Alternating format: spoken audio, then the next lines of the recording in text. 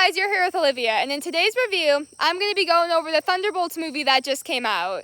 Now, honestly, as you all know by now from other reviews, I'm kind of over Marvel. I'm over all these new movies coming out that are kind of all the same, have the same foundation, but honestly, this movie was way better than I expected. I had like zero expectations going into this, and I was not excited at all. But boy, was I wrong. This movie was super fun, and honestly, I enjoyed it a lot. I didn't like it as much as Sinners, but it was still super good. I'd give it a 7.5 or an 8 out of 10. But before I go deeper into this review, and, really tell you guys why I enjoyed it, make sure to subscribe and hit that notification bell. Alright, now with that out of the way, let's get started. Now, what I liked about this movie was it was kind of different from all the other, Marvel action superhero movies. Obviously, there was a bad guy, and there was a lot of action and butt-kicking and fighting, but the bad guy wasn't your classic power-hungry world domination dude. Now, this will be a spoiler-free review, so I won't spoil anything.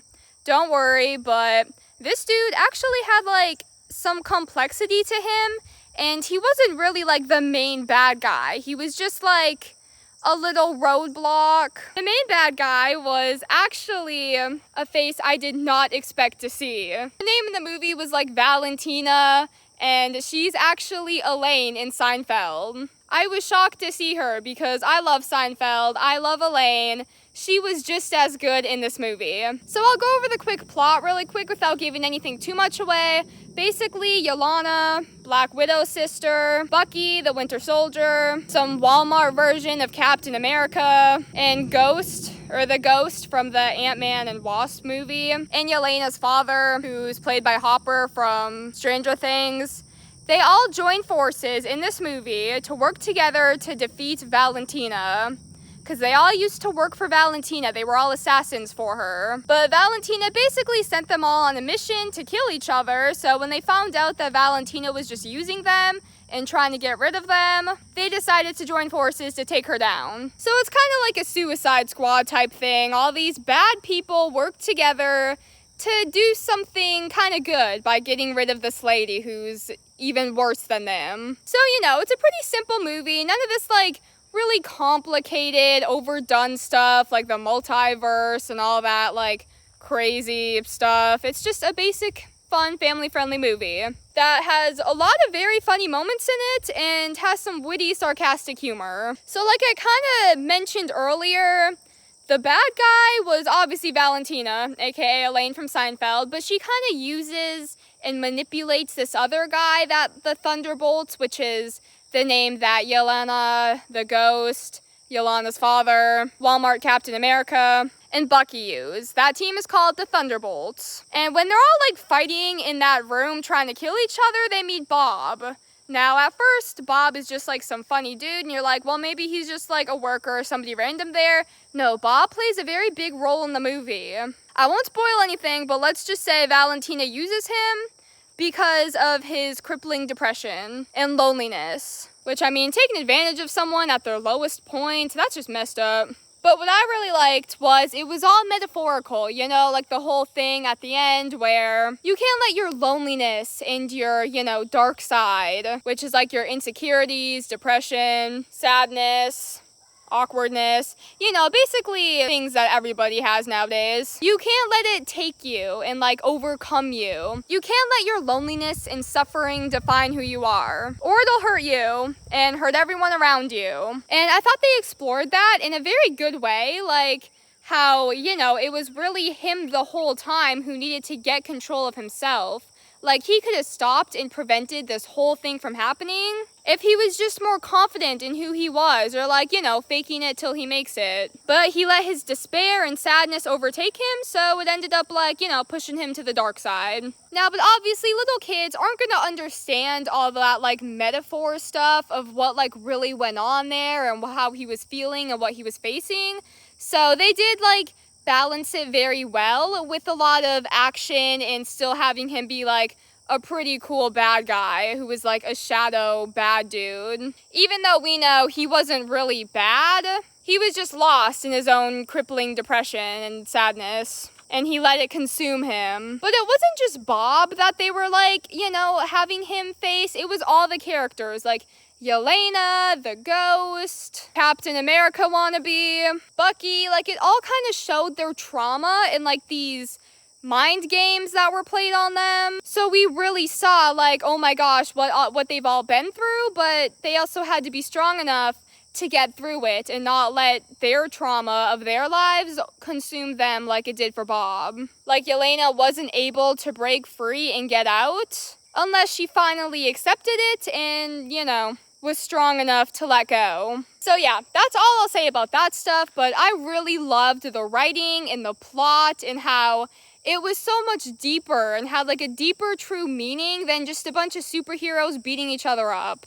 Like, sometimes I forget how dark these Marvel movies can actually be, aside from like, you know, men in bright red capes flying around shooting green lasers from their eyes. Like, these movies can be very dark. But yeah, and the characters were all amazing. Like, most of these characters aren't new. They were from like their own TV shows. Like, Bucky played a huge role in like The Winter Soldier.